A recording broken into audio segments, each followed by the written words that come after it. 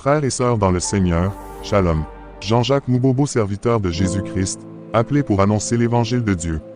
Matthieu chapitre 4, versets 3 à 4, il est écrit: Le tentateur, s'étant approché, lui dit: Si tu es fils de Dieu, ordonne que ces pierres deviennent des pains.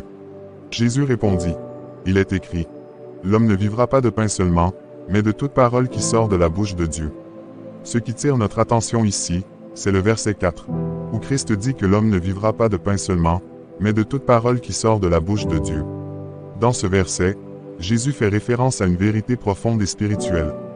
Lorsqu'il dit que l'homme ne vivra pas de pain seulement, il souligne que la vie humaine ne doit pas être réduite à des besoins physiques et matériels. Le pain est un symbole de nourriture physique et représente ici les besoins matériels de l'homme, tels que la nourriture, les vêtements et les abris.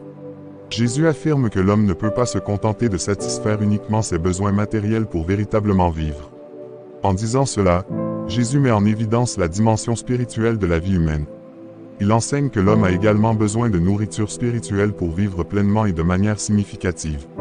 Cette nourriture spirituelle est la parole qui sort de la bouche de Dieu. La parole de Dieu se trouve dans les Écritures et se révèle également à travers la relation intime avec Dieu. Elle apporte guidance, sagesse, vérité et enseignement pour notre vie spirituelle. Elle nourrit notre âme et notre esprit, comble notre soif de sens et satisfait notre quête de vérité.